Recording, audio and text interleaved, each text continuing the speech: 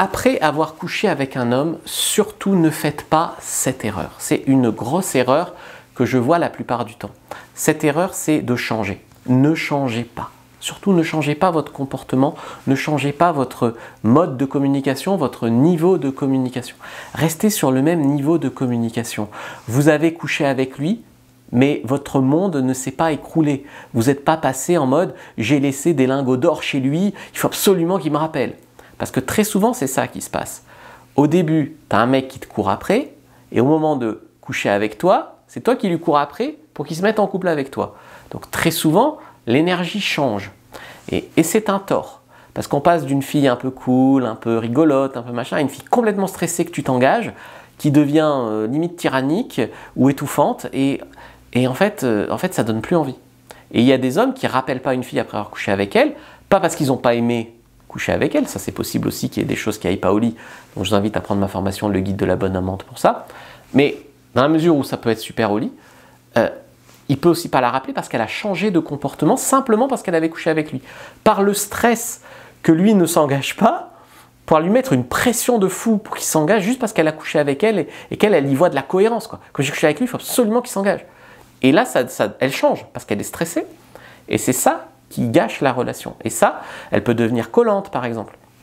Donc une erreur ici, c'est de ne pas se considérer direct en couple. Donc, pas parce que tu as couché avec lui que ça y est, il doit se mettre en couple maintenant. Et d'ailleurs, toi non plus, tu lui dois rien, vous avez juste couché ensemble, ça pourrait s'arrêter là. Chacun a kiffé, carpe diem, tu vois. Donc il ne faut pas y voir de la cohérence qui n'existe pas. Ne vous considérez pas forcément direct en couple. N'arrêtez pas de le challenger. Ce n'est pas parce que vous avez couché avec lui que ça y est, vous êtes acquise. Et lui peut faire n'importe quoi, vous voudrez toujours un couple avec lui. Laissez-lui un peu d'espace pour qu'il se pose des questions. Ne soyez pas toujours là, à le solliciter, à l'étouffer, à vouloir vous rassurer en fait, sur le fait qu'il veut toujours s'engager avec vous parce que vous avez couché avec lui.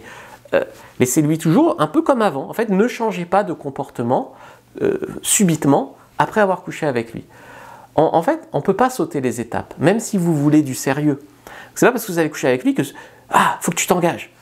Je vous ai dit que un mec, il devait savoir ce qu'il veut maximum 3 mois après commencer à vous fréquenter. C'est pas parce que vous avez couché avec lui au bout de 3 semaines que vous en êtes à 3 mois. C'est pas parce que vous avez couché ensemble que vous vous connaissez. D'ailleurs, vous, ça se trouve, après avoir couché avec lui, vous allez découvrir un mec peu recommandable. Et c'est pas parce que vous avez couché avec lui que vous devez absolument le convaincre de se mettre en couple.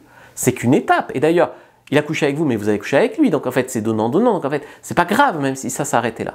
Il faut s'enlever ce stress-là. Ne soyez pas déjà amoureuse. Donc, ce n'est pas de l'amour à ce stade, généralement, c'est de la projection, c'est de l'obsession, c'est ce genre de choses. C'est de la cohérence, ou c'est des hormones, c'est de l'ocytocine, de l'attirance, ou c'est un manque d'expérience des fois. Vous avez peu connu d'hommes, quand vous en connaissez un, ça vous tourne la tête. Ce n'est pas forcément de l'amour. Ne jouez pas la fille faussement détachée. Ne lui courez pas 2 fois plus après, comme je disais tout à l'heure, comme si vous aviez laissé un coffre au trésor chez lui. Vous n'avez rien laissé chez lui. Au pire, c'est pas grave. Au pire, vous avez fait l'amour, c'est toujours ça de prix sur la vie. Vous n'avez rien perdu. Okay, ce stress qui vous fait changer de comportement, c'est aussi celui qui, des fois, vous fait perdre le mec. Non, des fois, ça peut être parce qu'au lit, ça s'est mal passé aussi. Avant, il vous courait après. Et là, vous devenez celle qui lui court après. Parce que vous mourrez de peur qu'il ne vous rappelle pas ou qu'il ne s'engage pas. Et en fait, c'est autoréalisateur, si tu veux. Donc, attendez, vous partez de chez lui, attendez 24 heures, maximum. Dans ces 24 heures, peut-être que lui vous aura déjà envoyé un message « Ah, c'était trop bien, on se revoit ». Donc là, ça va vous rassurer. Si au bout de 24 heures, effectivement, il ne vous a pas écrit, n'attendez pas 48 ou 72 heures, envoyez-lui un message « Ah, merci pour la soirée l'autre fois, c'était cool, peut-être un de ces soirs, clin d'œil ». Voilà, et puis tu remets la balle dans son camp. Avant de lui écrire, pour voir si lui revient vers vous en premier. Si lui revient vers vous en premier, c'est top. D'ailleurs, ce n'est pas parce que vous avez couché avec lui que tout a été parfait. Donc, si un truc ne vous a pas plu, dites-lui. La dernière fois, on a couché ensemble, c'est vrai que c'était sympa, mais après, j'ai trouvé que tu étais parti un peu vite, j'aurais bien aimé qu'on discute un peu après, voilà, par exemple. Tu lui dis. Et surtout, ne fais pas non plus l'erreur, l'erreur de ne pas lui dire ce qui n'allait pas non plus. Donc, tu ne fais pas des reproches, hein, mais de temps en temps, tu peux gentiment dire ce qui pourrait être mieux. Et la comparaison avec un ex, genre, tu es au lit avec un mec, tu viens coucher avec lui, ah, mon ex en avait une plus grosse, ou mon ex tenait plus longtemps, ou avec mon ex, on faisait ci, ça.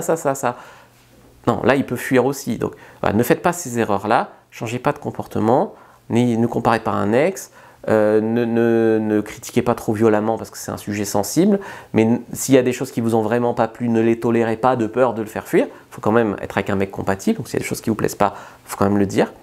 Et voilà, donc je vous ai fait une fiche, d'ailleurs, premier dans la description de la vidéo, lien en commentaire épinglé sur comment savoir si c'est de l'amour ou de l'attachement, donc prenez-la. Et puis si vous avez des doutes sur si c'est bien au lit, etc., ou ça peut être mieux d'ailleurs, prenez ma formation, le guide de la bonne amante. Regardez, premier dans la description de la vidéo, lien en commentaire épinglé sur YouTube, regardez une autre vidéo avant de partir.